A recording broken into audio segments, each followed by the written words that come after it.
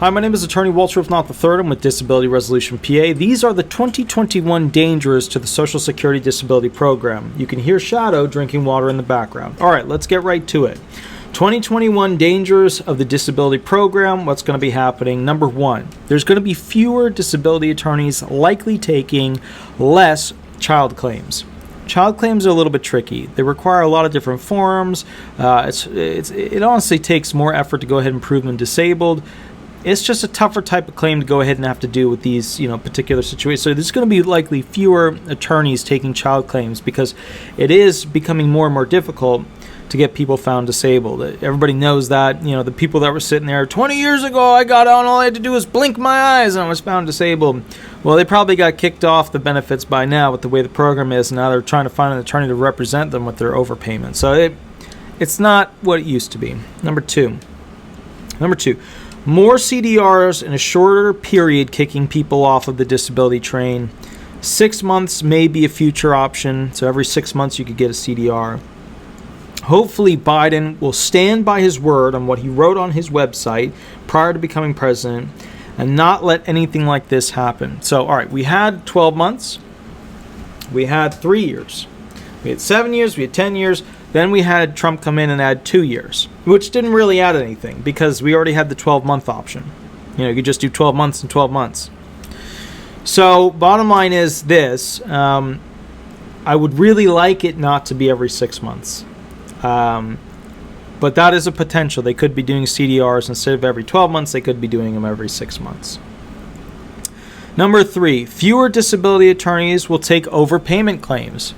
I don't even do overpayment claims anymore. There's just not enough money to them.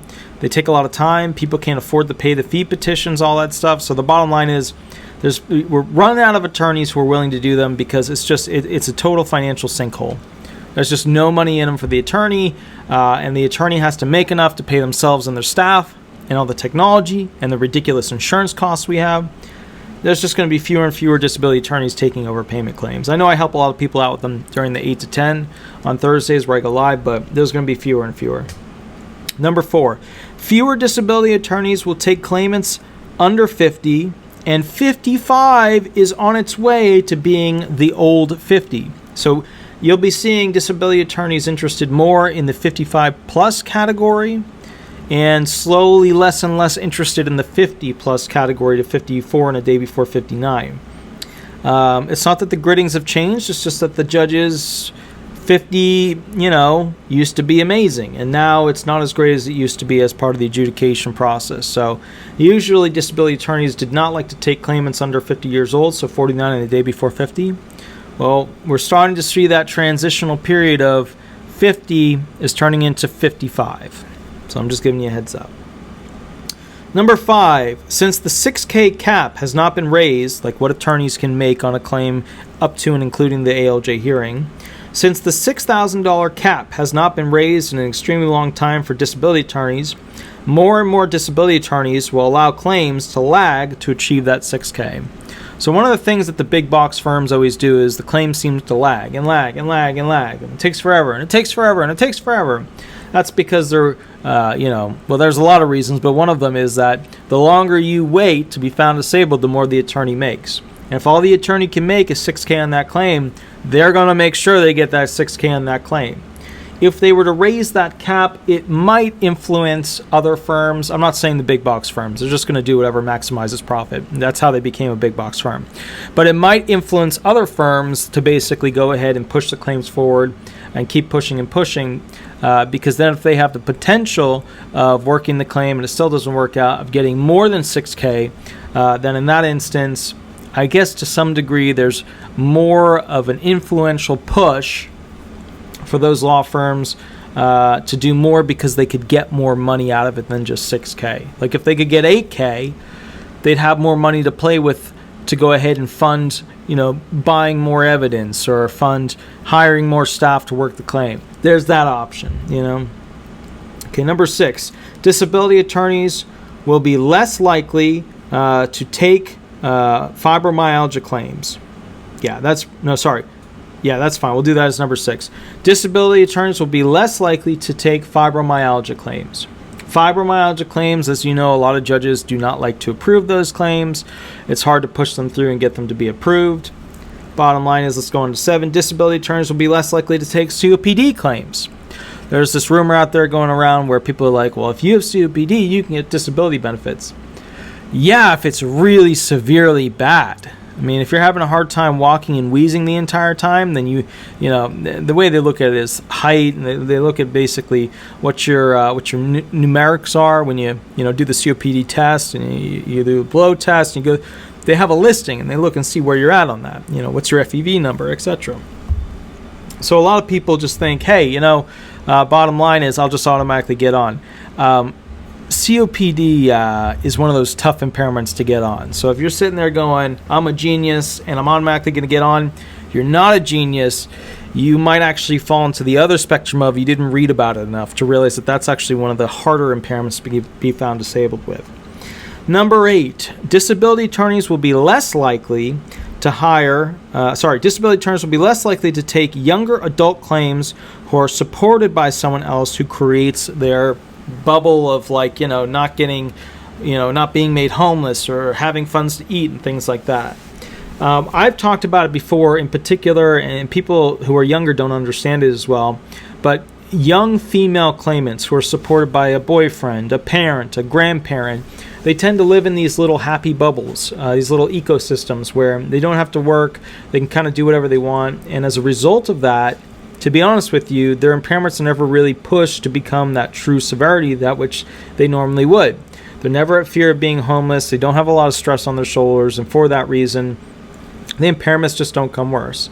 More and more attorneys are going to be less likely to take somebody under 50, and especially if that person falls into the category of somebody who basically is being supported by other individuals. So the whole point is there, if you live in a bubble and nothing bad can happen to you for the most part in that bubble, then disability attorneys are going to be less likely to take that claim because you're not going to the emergency room and we're not going to have medical evidence beyond just medication upkeep, treatment, review, where you go for your appointment and then here's your medication, everything's the same, fine, bye.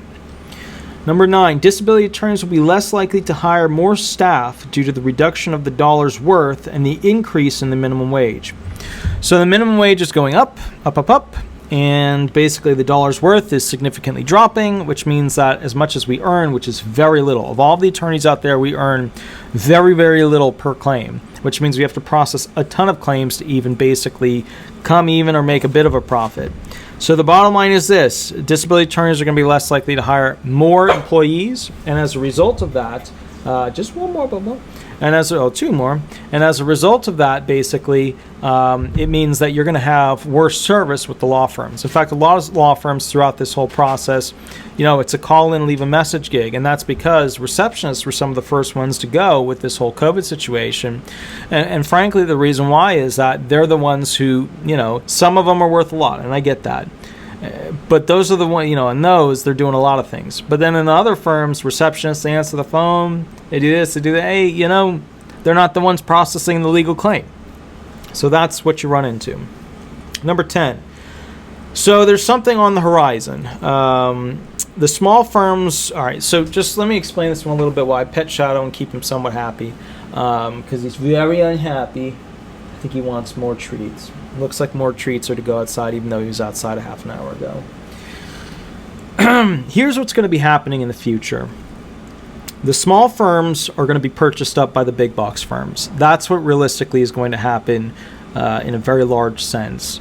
The mid-sized firms are going to start to come together and become large firms based upon essentially... So those mid-sized firms are going to come together and basically go ahead and become a big box firm. So you're going to have the Lowe's or the Home Depot effect happening over the next couple of years with a lot of the disability firms that exist. Some law firms will still exist in their size and capacity, but remember, most of the people practicing Social Security disability law are older attorneys, whether they're in the judge capacity or they own their own private law firm. So for that reason, you got to keep in mind, they're coming to retirement and they're cashing out, okay? And who's going to pay the most for their law firm? A big box firm. Number 11, your bonus round here's your bonus. There's also a consolidation occurring among the disability judges. Many are older, many are retiring, and judges in their 50s are getting promoted to chief ALJ positions at a higher rate than before. Usually would be older ALJs. And you have these ALJ judges, they have a tendency to have higher denial rates when they're younger. So I'm just giving you a heads up. New, younger, trained disability judges, they tend to have a higher denial rate. And a lot of these judges are retiring, or they're getting sick and they're forced to retire or forced to take medical leave. So as a result of that, I'm seeing older ALJs that were in the position of chief administrative law judge stepping down and transitioning into basically just reviewing files, things like that position. And then a younger judge in their latter 40s or their 50s will then take on the position of chief administrative law judge, which you would rarely see with a lot of that stuff in their early 50s especially. And as a result of that, we're seeing a consolidation of these younger judges taking up positions, and they're at a loss right now. They need more administrative law judges. Like if I didn't own the law firm, I would go ahead and apply and become probably an administrative law judge. I have some red marks or black marks against me, which is A, I'm a male, and they don't have as many females. B, I'm white. So pretty much throughout my entire life, I've been discriminated against because I grew up in the 80s and the 90s and the 2000s when basically they did not want a male white individual to go into these positions. That's why my student loans are so high. That's why I'm basically a slave to those student loans. But also federal government, they're trying to hire individuals who are not classic white male. So in that instance, I could apply. I'm probably not going to get it. Is that racism? Yes. Is it discrimination? Yes. Has it been going on for a long time? Yeah. Is it going to get better? I don't know. I've been fighting. Why do you think I own a law firm? I'm not in the government for a reason, But that is one of the main reasons I haven't applied for a judge position too, because let's call it like it is. There's a lot of things going on with the government right now. It's a little bit of a scary place to be in. It's a little bit of a scary place to have to interact with it, which is what I do on a daily basis. But I will say this. I know Shadow. Okay, I'll finish the video. Anyways, guys, have an absolutely wonderful day. Remember, be aware of the changes that are coming up for... I know. All right. Have a wonderful day. Catch up with me 8 to 10 p.m. We'll be live on YouTube. I can answer questions then. If you have other questions, shoot me an email, give me a call. Attorney Walter Knott. Shadow has to go outside. I'll catch you later. Bye-bye.